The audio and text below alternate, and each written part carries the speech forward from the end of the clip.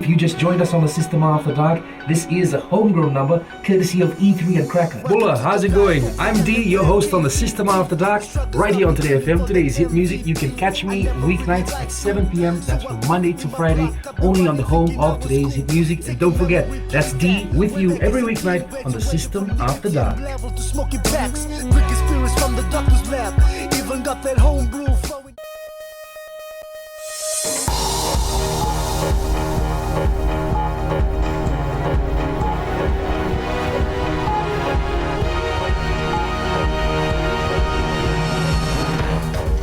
In this bulletin, Prime Minister Vorenge Bainimarama opens a new block of classrooms in Nadi. Airports Fiji's $150 million renovation to be completed next year. And Phoenix Fiji Limited transports its first generator to the Kinoya power station.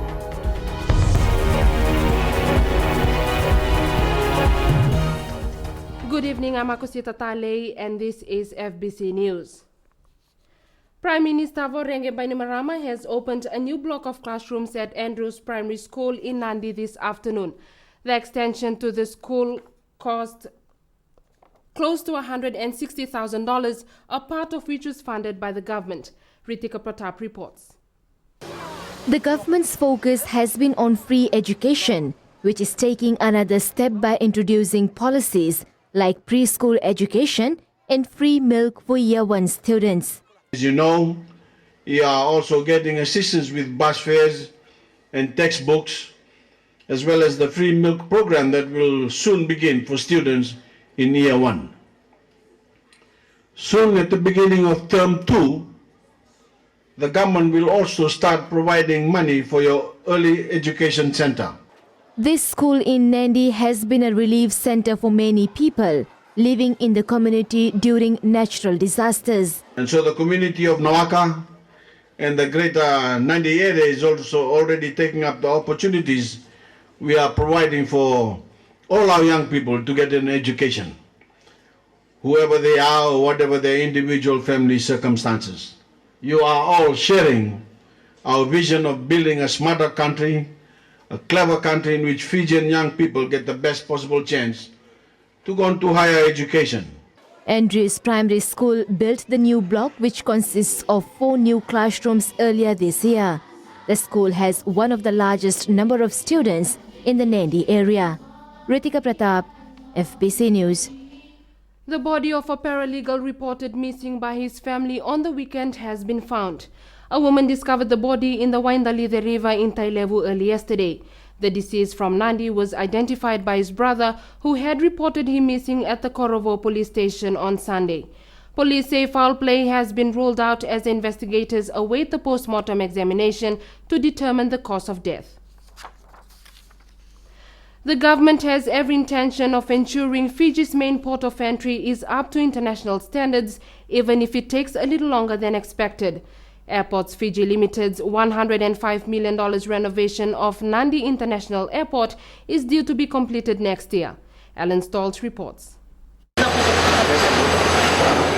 They say slow and steady wins the race, and that's exactly how the government wants to proceed with the overhaul of the Nadi International Airport. We, of course, as usual, always like to get things done yesterday, so we would like to have it, done sooner rather than later. But in these types of things, it's important not to compromise the quality. Syed Qayyum added that unlike the construction of the old airport, this had involved more planning and design. Taking into account things like environmental considerations also. There's also the usage of more natural light. So use less lights. There's usage of LEDs in the airport. There's now going to be a full-on backup generator. There's redundancies in the air conditioning. There are 2 redundancies, correct? 2 redundancies in the air conditioning. So, nobody should be hot and bothered at the airport. So, these are the kind of, thought processes that have gone into making this a reality and making the airport, Nadi Airport, an experience to be enjoyed very, very thoroughly. Yeah. The new airport will also boast an international dining experience with renowned franchise chains setting up. So in food and beverage, we've got an international brand name, which is Burger King. And then we've got other local operators, and we've got Gloria Jeans as well, that is going to have a coffee shop. So it does well in terms of the whole product that, will be out there as what we will give to the public. There are even plans to set up a children's play area, a prayer room and a gym, while other services are still being discussed to be situated at the VIP lounge. Ellen Stalls, FBC News. Pernix Fiji Limited, the company contracted to build a new power plant, transported the first generator to the Kinoya power station today. Watisoni Rekanroka was part of the entourage this morning, who had to manage the traffic change and counted in moving the gigantic machine.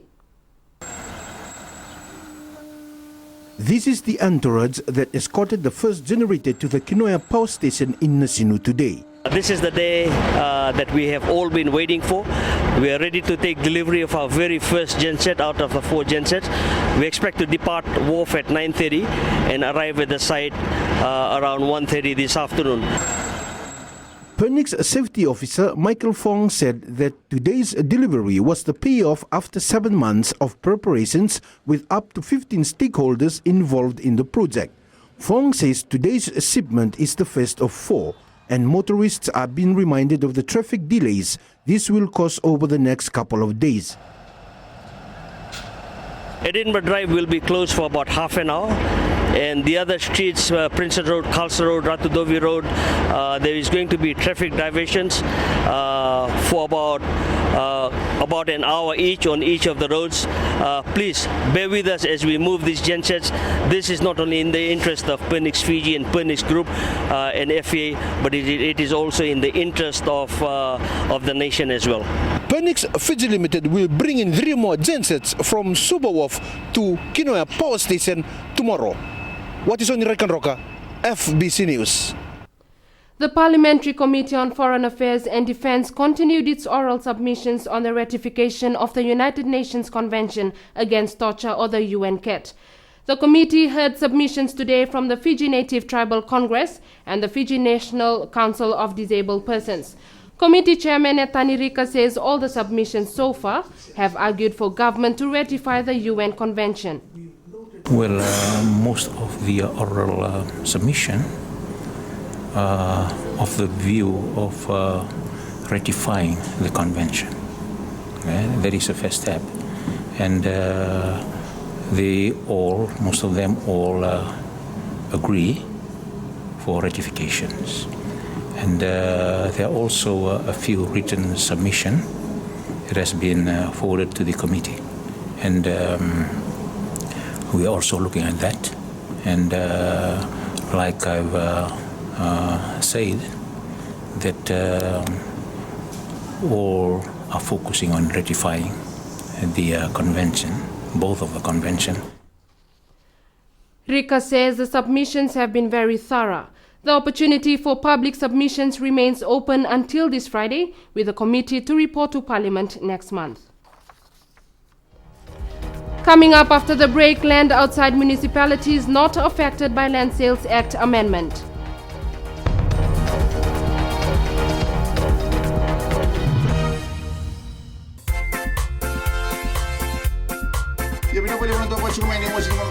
FM number 2 na sir na ngona ni ndende manda kay Central Rental Support ka na ruso na ulit minichi me ba na koloko ni sabula oya wa Watisoni dalai gonga mo sidon na makikirao mena tolu kina bitu ena via kabi moliti kina porombuka goria na lali ne kabi Bula FM number 2 na sir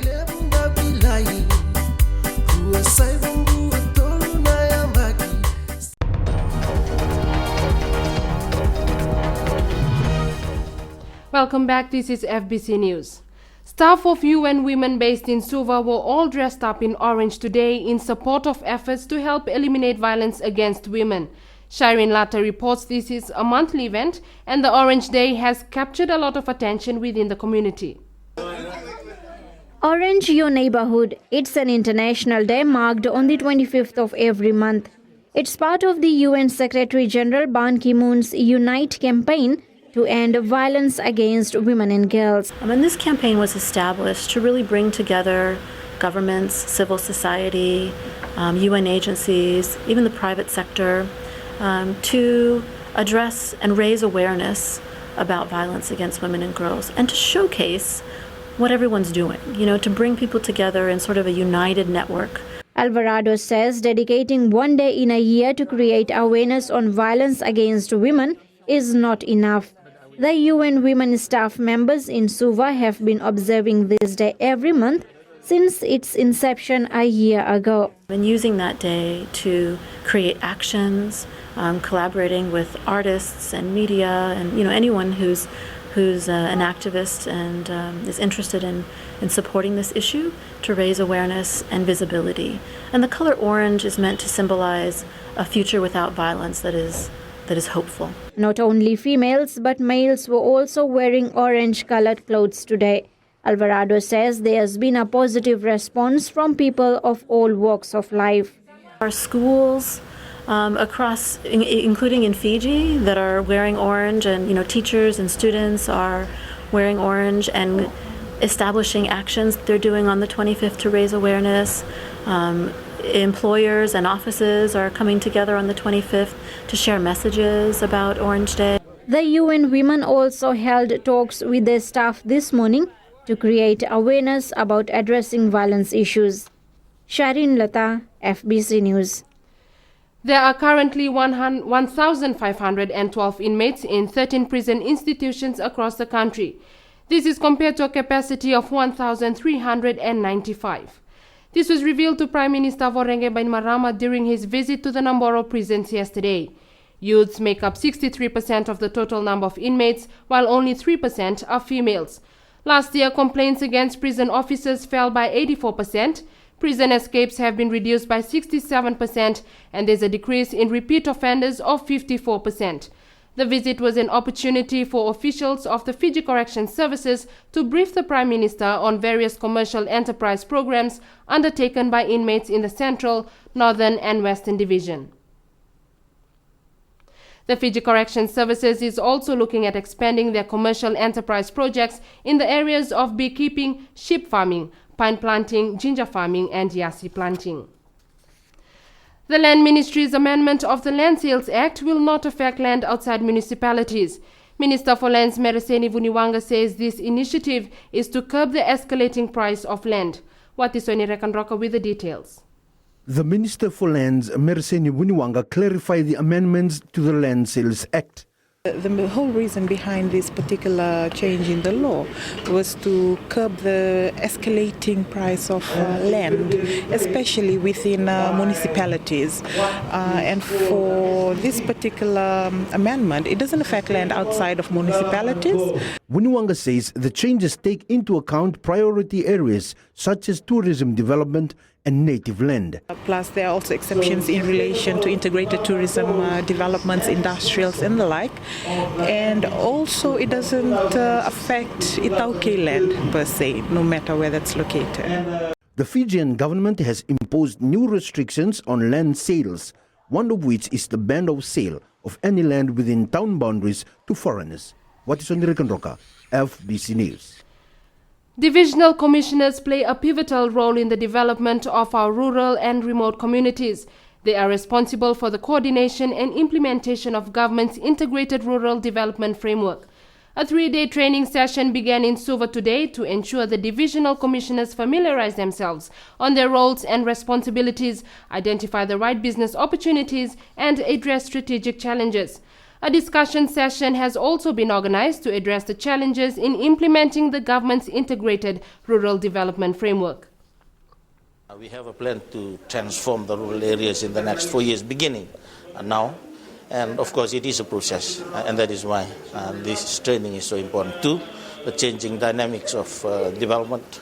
The external environment has changed significantly, and they need to be aware of the changes that are happening so that they can make the relevant adjustments internally as well.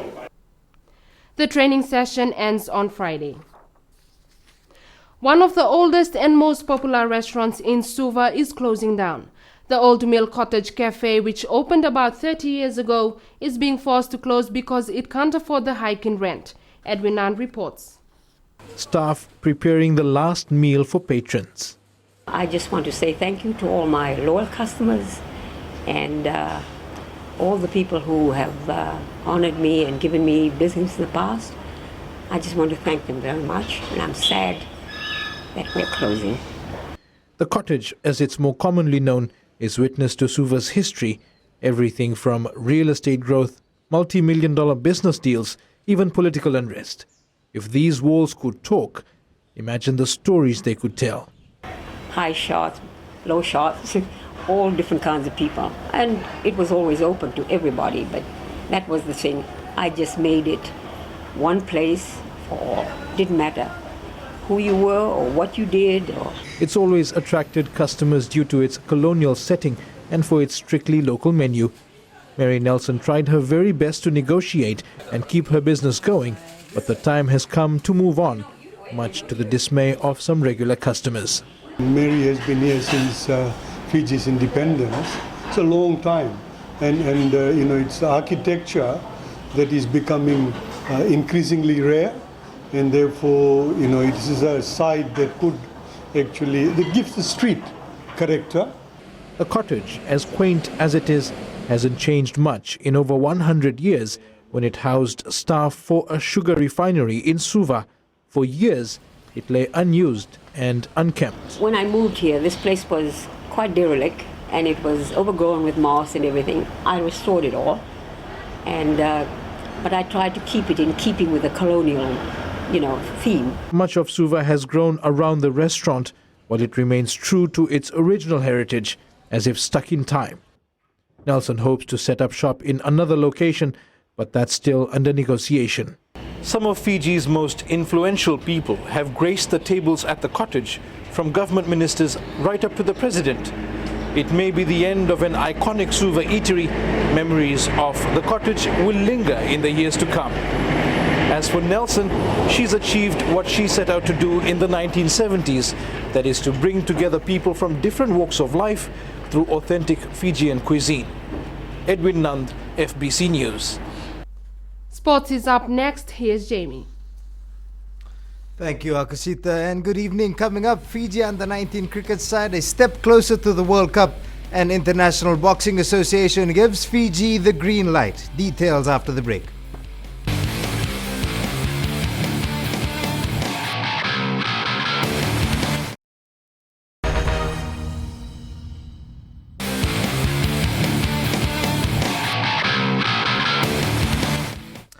First up in sports, the Fiji cricket side is a step away from playing in the 2016 Under-19 World Cup in Bangladesh. This as the side notched up its second win in the ICC East Asia Pacific Under-19 cricket competition underway in New Zealand, beating Vanuatu by 5 wickets this afternoon. Fiji bowled out Vanuatu for 96 runs in 23.1 overs before reaching the target of 97 in 37.3 overs. Meanwhile, yesterday's win over Papua New Guinea is being hailed as one of the finest in Fiji cricket's history. This famous 5-wicket victory over pre-tournament favourites PNG saw the Fijians clear the first of the 3 hurdles to play in their maiden World Cup. Fiji put in a grand showing with a ball and bat to beat PNG for the first time at the under-19 level. It's fantastic. Look, it's a really fantastic reward. I mean, to be really blatantly honest, we had a horrific preparation for this last week. We're meant to be in New Zealand on Wednesday and play a couple of warm-up games, so just a fantastic effort from them. The boys have prepared well though for last since early December. Fiji plays Samoa in its last match on Friday. The International Boxing Association, otherwise known as AIBA, has given the green light for local amateur boxers to compete overseas with a view to the 2015 Pacific Games. The good news comes in the wake of AIBA accepting amendments to the Boxing Commission of Fiji Decree of 2008 passed by the Parliament. Charlene Daudakadaka reports. Fiji amateur boxing's 8-year exile from overseas competition has come to an end. The International Boxing Association has accepted the government's decision to allow amateur boxing to be autonomous. This removes it from the controversial boxing decree enacted in 2008 and returns it to its rightful place under FASANOC. We are abiding by the law of the land, and we are just trying our best through the FASANOC since we are an affiliate of the Fasanok amateur boxing Fiji. And as it is been announced by Mr. Mbarulala, Vice President of the Fasanok, and we welcome it was good news for boxing in Fiji. The Boxing Fiji Association General Meeting next month will see boxing clubs become affiliated with Boxing Fiji, and a new committee will be elected. Once a committee comes in, the next step after that is to adopt the new constitution, which ABA has approved, which is the Fiji Boxing Association Constitution. This constitution, as you know, was, I think all stakeholders in Fiji were involved in that, Elena. Yeah. It was sent to ABA, who has approved it, and that is the new constitution that the new body will now function under. Boxing Fiji is now calling on all boxing clubs around the country to turn up for the AGM next month to pave a new path for the sport. Salendo Dakavak, FBC Sports. Karate Fiji is looking to send a 10-member team to the Pacific Games in Papua New Guinea this July. There are currently 18 athletes contesting for spots with 4 overseas-based reps in the mix. It's a relatively young squad, and for most members, if they make the cut, it will be their debut at an international competition. Karate don't look at medal count. We just prepare the team well, and they go, and on the day, the competition day, they just perform their best.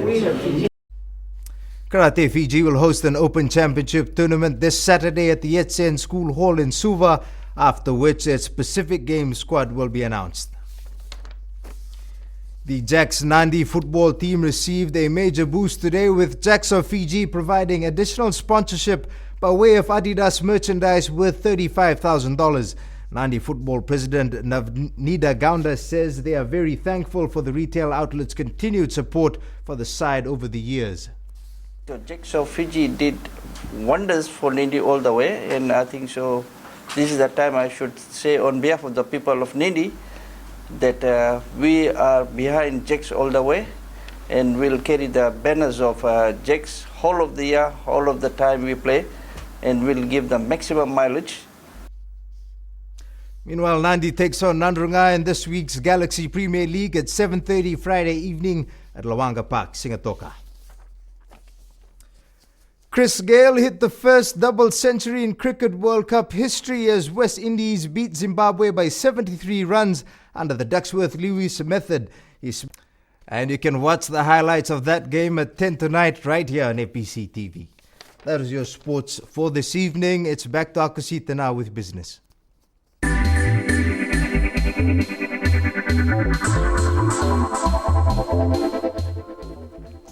Reserve Bank of Fiji Governor Barry Whiteside has encouraged Fijians who have undeclared offshore assets to take advantage of the amnesty. The Fiji Revenue and Customs Authority last month announced an amnesty on the declaration of offshore assets. Whiteside confirmed that such assets will also have to be disclosed and registered with RBF. He also confirmed the bank will not be taking legal action for any submissions made during this period. Fijian residents, including companies incorporated in Fiji and residents who live abroad holding offshore bank accounts, foreign investments and properties without RBF's approval, are to submit full disclosures of their total holdings.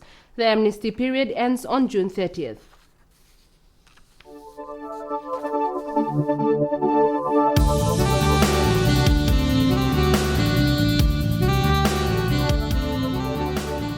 Showers were experienced over most parts of the country today. Temperatures averaged 31 degrees with a high of 33 experienced in Ba with Savu on 32. Tomorrow expect more of the same with showers and thunderstorms in the afternoon across the island. Further outlook is to northeast winds 15 to 20 knots, moderate to rough seas. Recapping our main stories, new block of classrooms opened for Nadi's largest primary school. The body of a paralegal reported missing by his family on the weekend has been found, and Pernix Fiji Limited, the company contracted to build a new power plant, transported the first generator to the Kinoya power station today. To our poll segment, this week we ask, are you satisfied with the level of debate in Parliament? Visit our FBC website to take part. Remember, you can send us newsworthy pictures and videos on email citizensize@fbc.com.fj or share with us via our Facebook page FBC News, or if you're on Twitter, follow and tweet us your news tips at FBC News or simply hashtag FBC News. That's the bulletin for today. You can join the news team again at the same time tomorrow. Good evening.